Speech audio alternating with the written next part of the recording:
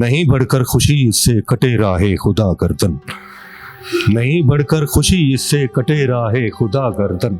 तू कातिल है तेरा क्या है, उठा खंजर उड़ा गर्दन। थी तब भी जंग असूलों की करबला, थी तब भी जंग असूलों की, है अब भी जंग असूलों की। हुई तब भी जुदा गर्दन, करो तुम भी जुदा गर्दन। तेरी चौखट मल के पैरा सो, जेड़े हाल रखे असां चुप रासो।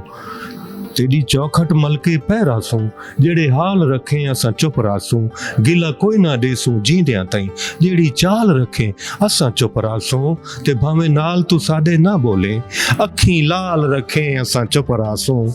तेरे खास बशीर गुलाम हिस्से, बस नाल रखे असां चुप रासो। हाँ दिल वार देवां जिंद वार देवां, दिल वार देवां जिंद वार देवां। तू आ माही ते को प्यार देवां। डी लंघदे तेरियां रावां विच, तू वसदे मेरियां सावां विच। डी लंघदे तेरियां रावां विच, तू वसदे मेरियां सावां विच। तेरे राह ते उम्र गुजार देवां, तू आ माही ते को प्यार देवां। बेबारा ना समझ सको, बेबारा ना समझ सको, न रस्ते बै दिखा सको। बेबारा ना समझ सको, न रस्ते बै दिखा सको। महल साडी जरूरत नहीं, तेरी जियारत जरूरी है, तेरी जियारत जरूरी है। दोस्ती दोस्ती कत्ल करते हैं ना, ये जमाना है बाबा। अस्सलाम वालेकुम नाज़रीन, मैं हूं आपका मेज़बान आफ्ताब शिदत और आप देख रहे हैं डबल AM न्यूज़। अब नाज़रीन इस वक्त मेरे साथ सराइकी पट्टी के मशहूर शायर जनाब बशीर मुल्तानी साहब मौजूद हैं, जो कई किताबों के मुसन्निफ हैं। इसके अलावा जो मशहूर गाना है असा यार मनावना है भावें सिर दी बाजी लग जावे, उसके ये राइटर भी हैं। इस गाने को पूरी दुनिया में बहुत ज़्यादा शोहरत मिली है, ये कई किताबें भी लिख चुके हैं, लेकिन इसके बावजूद ये आज कस्मा पुरसी की हालत में ज़िंदगी गुजार रहे हैं। एक किराए के मकान में रहते हैं। हालांकि इनका जो कलाम है वो इंटरनेशनल सतह पर पढ़ा जाता है। ये कई इस्लामिक कलाम भी लिख चुके हैं, नाते भी लिख चुके हैं, इसके अलावा गज़लें वगैरह भी लिख चुके हैं। सराइकी ज़बान में इन्होंने बहुत ज़्यादा काम किया है, लेकिन आज ये जो अपने हालात ज़िंदगी हैं उससे बहुत ज़्यादा परेशान नज़र आते हैं। तो आइए बशीर साहब से बात करते हैं, उनसे जानते हैं कि क्या वजह देखते हैं इसकी। अस्सलाम वालेकुम। वालेकुम अस्सलाम रहमतुल्लाहि व बरकातहू। जी साहब कैसे हैं? अल्हम्दुलिल्लाह, अल्लाह का करम है जी, आपकी दुआ। बशीर साहब सबसे पहले तो ये बताइएगा, इतनी ज़्यादा आपने किताबें लिखी और बहुत ज़्यादा सराइकी शायरी में बहुत ज़्यादा आपने काम किया और आज इस हालत में ज़िंदगी गुजार रहे हैं कि एक किराए के घर में ज़िंदगी गुजारने पे मजबूर है, क्या वजह है? हाँ वजह ये है जी, दो बेटे थे मेरे, यंग थे, बिल्कुल आप से थोड़ा बहुत बड़े होंगे। तो एक भी शुगर का मरीज़ होकर गुर्दे ख़त्म हो गए और इसी वजह से उसका ऑपरेशन ये हो तो वाश करवाने में वो मसाइल हुए। और दूसरा जवान ऐसे बॉडी बिल्डर, बहुत प्यारा नौजवान था, जिसकी वजह से पहले दिल बुला चुके थे दुख को।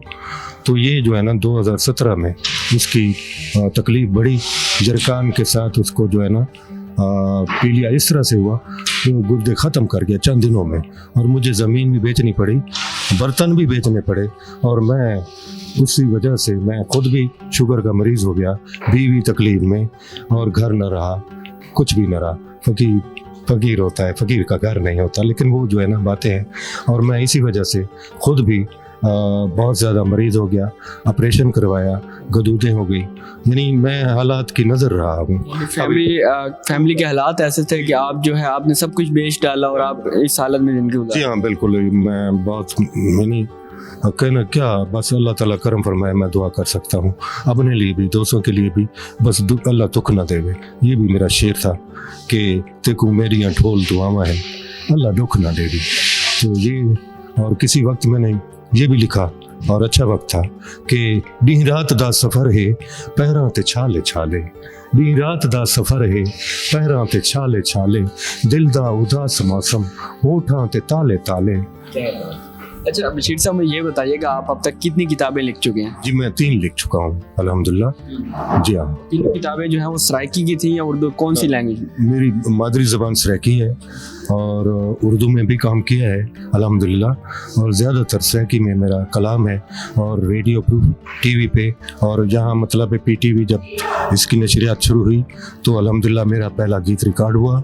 और यहाँ रेडियो पे जब कंप्यूटराइज गाना हुआ तो वहाँ भी इरशाद अली की आवाज़ में, नामवर्श मतलब फनकार है हमारे सराइकी खित्ते का, उसने मेरा गाना गाया, वो पहला गीत था। इसी तरह से मुझे बहुत सारे एजाज़ हैं अल्लाह। आपका एक गाना जो है वो बहुत ज़्यादा मशहूर हुआ, सी यार मनामना है बावें सिरदी बाजी लग जाए, ये कब लिखा था और ये कितना ज़्यादा मशहूर कैसे हो गया? हाँ बिल्कुल, ये बहुत अरसा हो गया और मैं भूल गया। ये मैं रिकॉर्डिंग करवाने गया था मीरपुर टीपी गोल्ड की तरफ, मतलब उनके पास गए तो वहाँ मुझे ये लड़का मिला सामल नाम के साथ। तो उन्होंने मुझे कहा कि आप मुल्तान शरीफ से हैं, क्योंकि उनकी अकीदत बहुत ज़्यादा है। तो वो बहुत प्यार करने लगे और मुझे कहा कि मुझे कोई तोहफ़ा दे जाए, जो मैं इंशाल्लाह अगर देर हो गई तो वो और बात है, लेकिन मैं काम इस तरह से करूँगा कि दुनिया देखेगी। और वो यही हुआ कि मतलब ये जब गाना गाया गया तो इस वक्त क्या बहुत अरसा हो गया, जैसे जैसे ये गुजरता गया कराची से इधर और ये इंडिया तक की मैंने सुना है। और बहुत सारे लोगों ने, सहर अली बगा ने भी गाया और मुझे रेडियो स्टेशन से लोग कहते रहे जो प्यार करते हैं मुझे, बहुत आला लोग, उन्होंने कहा कि आप अपना रियलिटी क्यों नहीं मांग रहे, उन्हें कहें, उन्हें केस कर दे, फला करें।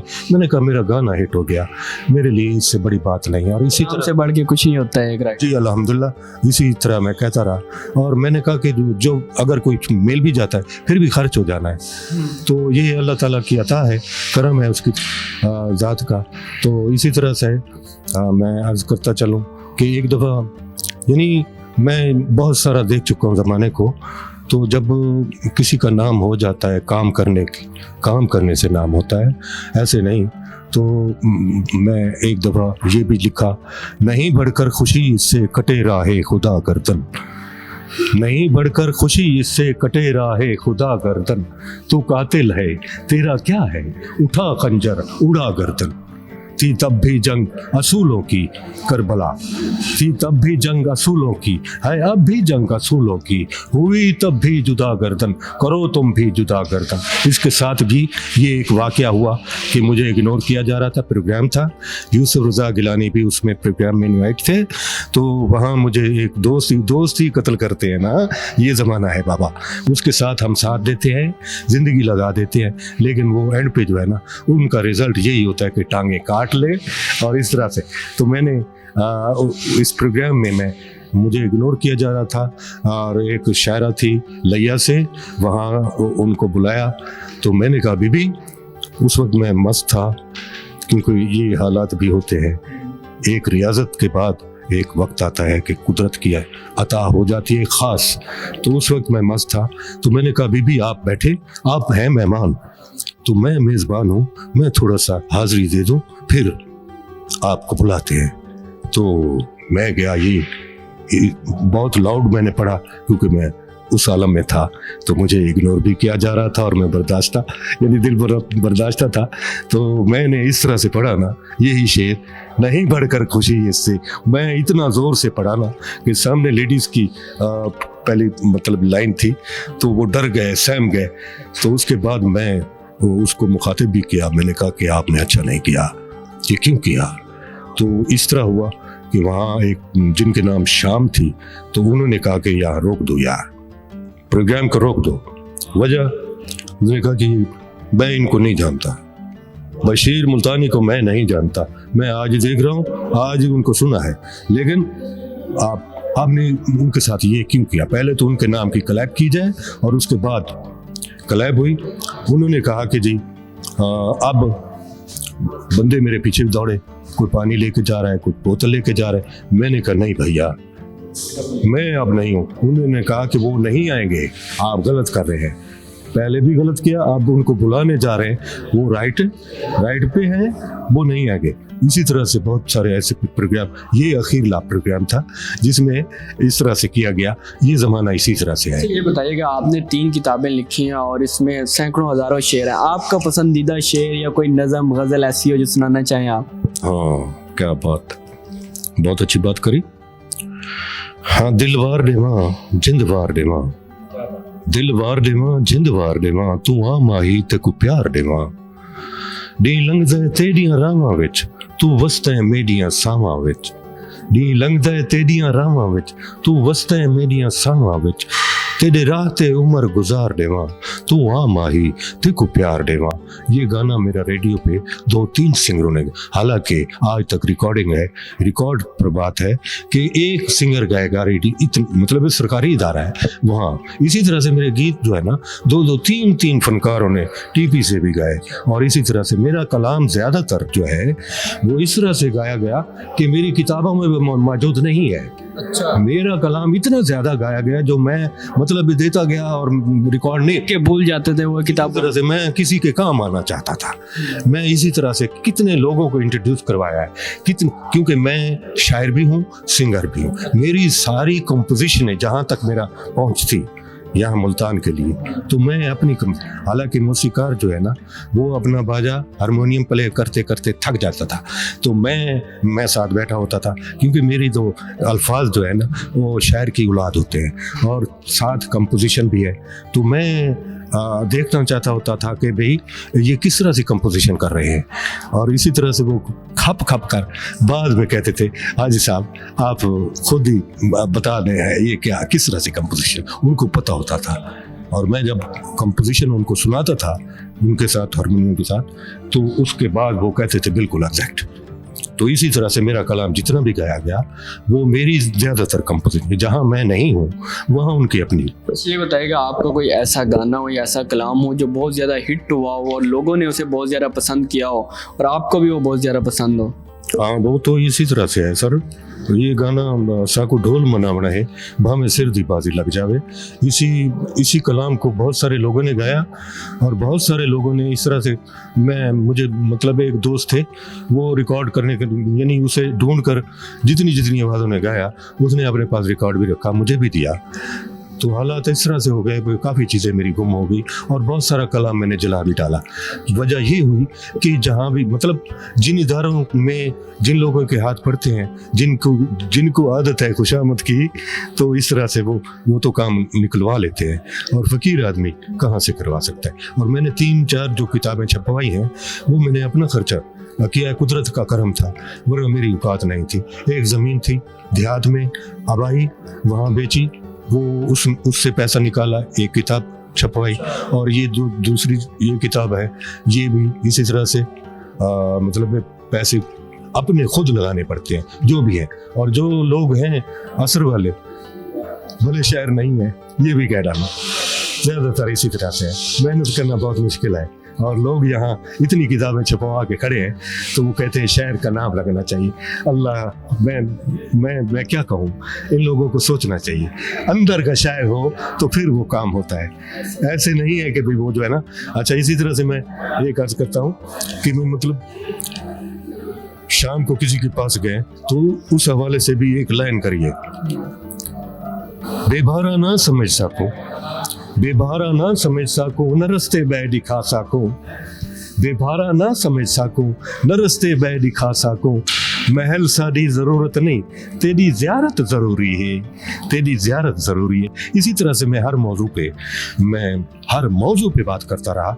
और इसी तरह से मैं एक शेर और आपकी नज़र करता हूँ, सामीन की नज़र करता हूँ। दी रात दा सफ़र है पैरां ते छाले छाले, ये ओरिजिनल बात है, इस वक्त मैं उसी हालत में मौजूद हूँ। दी रात दा सफ़र है पैरां ते छाले छाले, दिल दा उदास मौसम होठां ते ताले ताले, और तेरी चौखट मल के दौड़ा दें इसको सरेकी दे विच दौड़ा दें। ये मेरा बहुत पॉपुलर काम तो बहुत किया। दी रात दस तेरी चौखट मल के पैरा सो, जेड़े हाल रखे असां चुप रासो, तेरी चौखट मल के पैरा सो, जेड़े हाल रखे असां चुप रासो, गिला कोई ना देसो जींदियां ताईं, जेड़ी चाल रखे असां चुप रासो, ते भावें नाल तू साडे ना बोले, अखीं लाल रखे असां चुप रासो, तेरे खास बशीर गुलाम हिस्से, बस नाल रखे असां चुप रासो।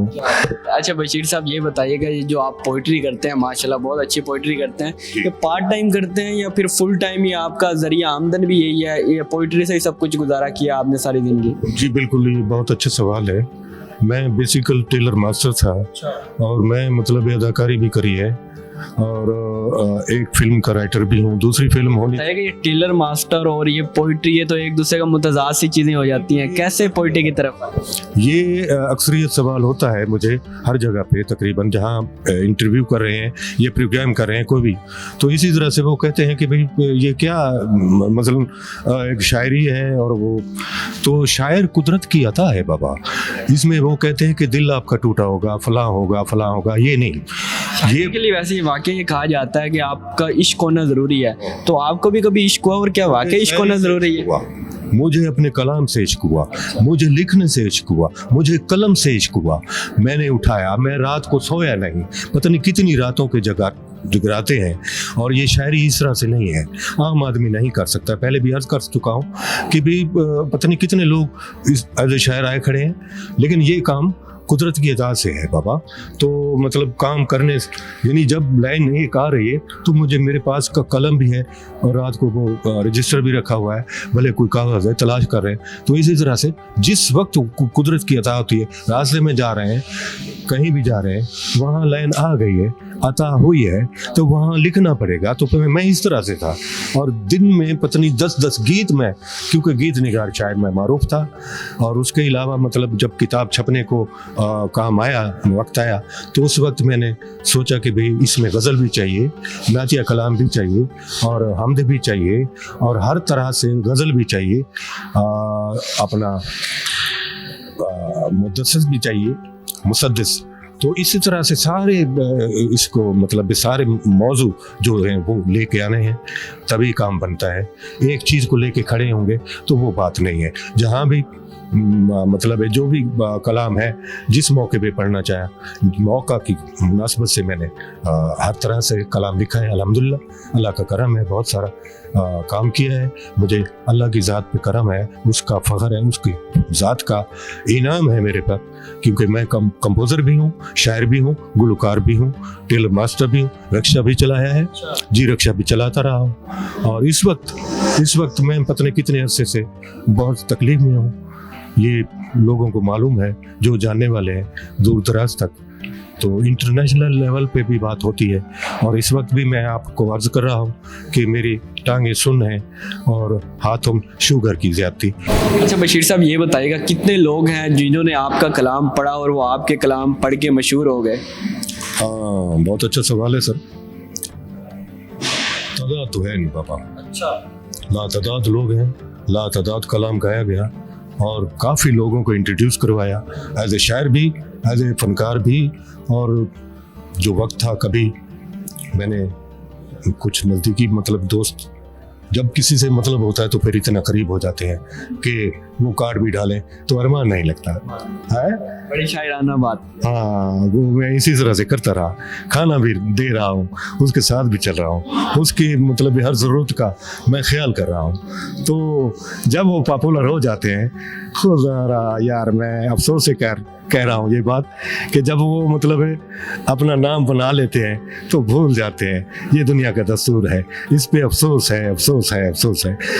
जब ये जो बंदा आपके साथ इतना तावन कर रहा है, आपको इंट्रोड्यूस करवाया, आपके लिए दिन रात एक कर रहा है, उसको भूलने वाले क्या कर रहे हैं? अपने मौसमों को याद रखना चाहिए। याद रखना, वो जो याद रखते हैं वो कामयाब हैं, जो नहीं याद रखते अपने माँ बाप को। और इसी तरह से जो चल रहा है, हम लोग जितनी उम्र जो हो गई है, उंगली पकड़ कर सिखाना है, और उसको सारा सिस्टम देखना, दिखाना है, और उसको तजुर्बे देने हैं उम्र के लिहाज से।